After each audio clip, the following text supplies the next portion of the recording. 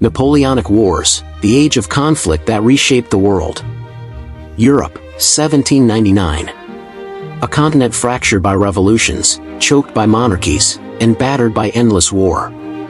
Amid the smoke of shattered thrones and shifting borders, a singular figure emerges, a man who would bend empires, redraw maps, and etch his name into the stones of history, Napoleon Bonaparte.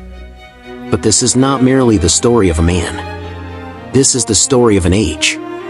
The Napoleonic Wars, a titanic conflict spanning from 1803 to 1815, were more than just battles and borders. They were the crucible in which modern Europe was forged. And the legacy of that furnace still smolders in our world today. This is the story of ambition, revolution, betrayal, brilliance, and devastation. A tale told not in chapters, but in cannon fire and cavalry charges. Welcome to the Age of Conflict. 1. The Fuse of Revolution. To understand the Napoleonic Wars, one must first understand the revolution that birthed them. France in 1789 was a nation teetering on the brink. Bankrupted by war, most notably its support for the American Revolution, and suffocating under the weight of a rigid aristocracy and a corrupt monarchy, the people of France erupted in revolt. The French Revolution tore through the Ancien regime like a wildfire. Kings were beheaded. Priests stripped of power. Nobles hunted down.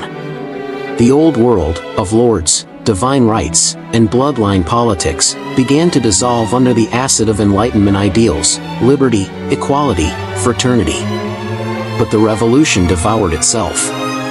The initial hope of a liberal republic collapsed into chaos, leading to the infamous Reign of Terror under Robespierre, where suspicion alone could condemn a man to the guillotine. France became a nation of fear, blood, and purges. And out of this chaos emerged an officer from Corsica, intelligent, calculating, and utterly ruthless, Napoleon Bonaparte. 2. The Rise of Napoleon. In 1796, Napoleon took command of the French army of Italy. It was a ragged force, poorly supplied and demoralized. Within a year, he had transformed them into a juggernaut. The Italian campaign was his proving ground. He crushed Austrian forces in a series of dazzling maneuvers, Montenotte, Lodi, Rivoli. He used speed, deception, and the terrain itself to outwit larger, more traditional armies. His soldiers adored him. Paris took notice. By 1799, the revolution had eaten through yet another government, the Directory. In a swift, bloodless coup known as the 18th Brumaire, Napoleon seized power. He became first consul. And then, in 1804, after years of engineered legitimacy and propaganda, he crowned himself Emperor of the French. Not by the grace of God, but by the will of the people.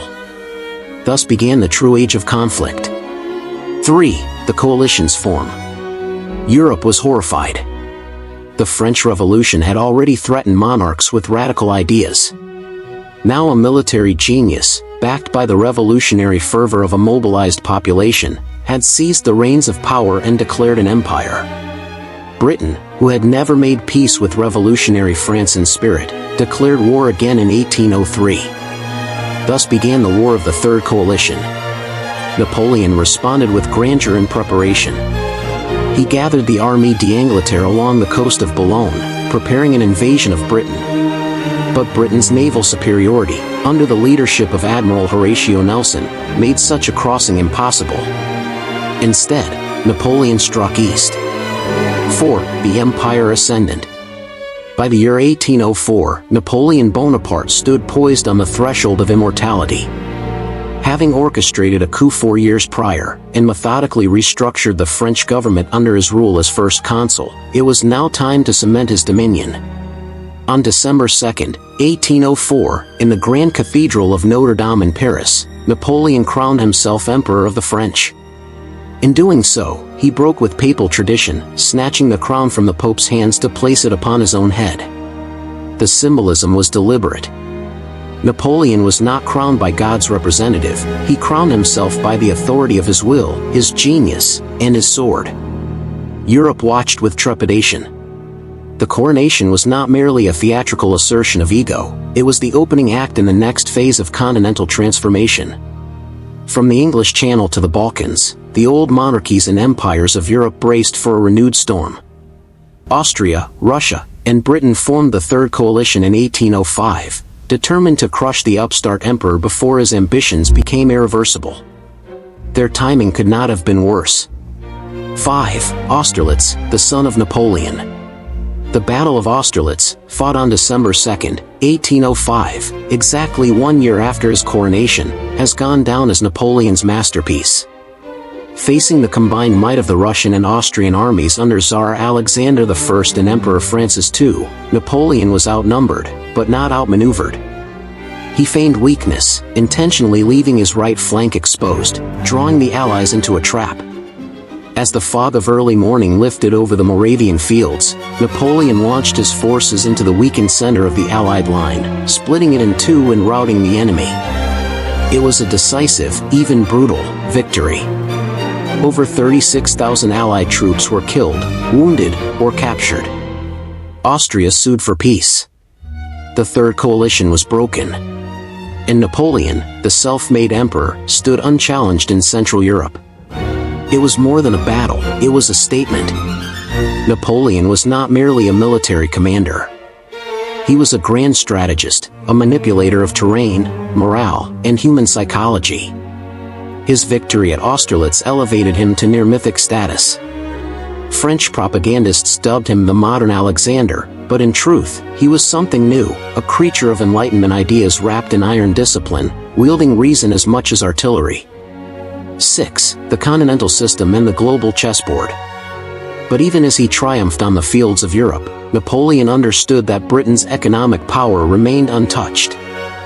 France may have controlled the land, but Britain ruled the seas. In response, Napoleon devised a form of economic warfare, the continental system. It was a bold attempt to blockade the British economy by forbidding all European trade with the British Isles. This strategy had global ramifications. Portugal refused to comply. Spain balked. Russia, an unreliable partner in the first place, grew restless. Napoleon's economic policies brought hardship to the very allies and satellite states he depended upon. Smuggling flourished. Enforcement faltered. And all the while, Britain continued to dominate the seas, most notably after the Battle of Trafalgar in 1805, where Admiral Horatio Nelson decisively crushed the Franco-Spanish fleet and ended any chance of a French invasion of the British Isles. The continental system didn't just strain Napoleon's alliances, it exposed his greatest weakness.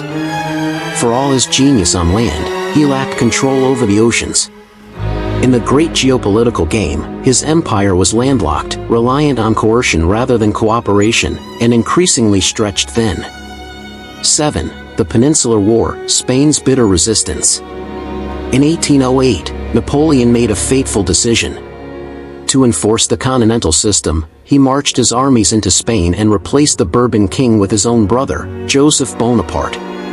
What followed was not a war in the traditional sense, but a prolonged insurgency, the Peninsular War. The Spanish people, alongside guerrilla fighters and bolstered by British forces under Sir Arthur Wellesley, later the Duke of Wellington, waged a brutal campaign of resistance. Cities rose and fell in waves of rebellion and repression. The French army, though superior in conventional battle, found itself bogged down in endless ambushes, assassinations, and sabotage. The Peninsular War was Napoleon's Vietnam, a protracted, unwinnable conflict that drained manpower and morale. It also marked the rise of a formidable adversary in Wellington, whose cautious but effective methods would become instrumental in Napoleon's eventual downfall. Spain became a graveyard for French ambition, and a proving ground for the notion that resistance, even in the face of overwhelming force, could shape the destiny of nations. 8. The Russian gamble. Despite growing cracks in his empire, Napoleon turned his gaze toward Russia in 1812. Tsar Alexander I had grown weary of the continental system and resumed trade with Britain. Napoleon viewed this as betrayal and resolved to punish Russia with a display of unmatched military might. The Grand Army crossed into Russian territory with over 600,000 men, a vast and diverse force from across Napoleon's empire. But the Russians did not offer battle. They withdrew deeper into their homeland, using scorched earth tactics, denying the French supplies and shelter.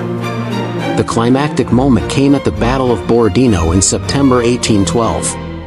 It was one of the bloodiest single-day engagements of the Napoleonic Wars. Though the French claimed a Pyrrhic victory, the Russians withdrew in good order. A month later, Napoleon entered a desolate and burning Moscow. It was not the prize he had hoped for. With winter approaching, his supply lines overstretched, and no peace in sight, Napoleon ordered a retreat. What followed was a catastrophe. Starvation, frostbite, disease, and Russian harassment decimated his army. Fewer than 100,000 men limped back across the Niemen River. The Grand Army had been shattered. 9. The fall begins, Leipzig in the Sixth Coalition. The defeat in Russia emboldened Napoleon's enemies. The Sixth Coalition formed Britain, Austria, Prussia, Russia, Sweden, and they coordinated a massive counteroffensive. Napoleon, still dangerous, fought brilliant campaigns in Germany during 1813, but the tide had turned. At the Battle of Leipzig in October 1813, known as the Battle of the Nations, Napoleon faced over 350,000 enemy troops. The battle raged for 4 days.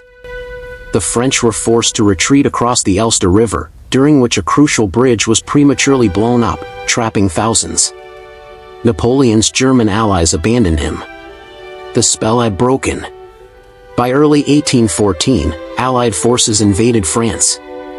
Napoleon, worn and outnumbered, fought a valiant defensive campaign. His 6 days campaign remains a textbook example of operational brilliance, but it was not enough. Paris fell. His marshals mutinied. And on April 6, 1814, Napoleon abdicated. He was exiled to the island of Elba. The man who had redrawn the map of Europe was now master of a rocky outcrop in the Mediterranean. 10. The 100 Days in Waterloo. But the story did not end there. In March 1815, Napoleon escaped Elba and returned to France. In a dramatic march north from the Riviera, he rallied the French army to his cause. Louis XVIII fled. The emperor had returned. For one final time, Europe gathered its armies. The Seventh Coalition, led by Britain and Prussia, met Napoleon on the fields of Belgium. On June 18, 1815, at the Battle of Waterloo, Napoleon faced off against the Duke of Wellington and Prussian Field Marshal Blücher. The battle was hard-fought, with shifting fortunes, but late in the day, as Prussian reinforcements arrived, the French lines broke. The Imperial Guard, Napoleon's elite troops, were repulsed. The spell of invincibility was shattered. Napoleon fled. Within weeks, he surrendered to the British and was exiled once more, this time to the remote island of St. Helena in the South Atlantic. He would never return. 11. The Legacy of Empire. The Napoleonic Wars reshaped Europe. Borders shifted. Monarchies were restored and redefined. The Holy Roman Empire was gone. Nationalism, awakened in Spain, Germany, and Italy, would surge through the 19th century. The Congress of Vienna, convened in 1815, sought to balance power and suppress revolution, but the ideas Napoleon had spread, meritocracy, secular law, the sovereign rights of nations, could not be erased. Militarily, the wars had revolutionized logistics, tactics, and conscription. Economically, they had set in motion new systems of finance and state control. And ideologically, the wars accelerated the collapse of the old order, ushering in the modern era. Napoleon's name became legend. For some, he was a tyrant, a warmonger whose ambition cost millions of lives. For others, a hero, an enlightened despot who brought order to chaos and challenged the injustices of hereditary rule. But for all, he was a symbol of what one man could do when armed with vision, brilliance, and relentless determination.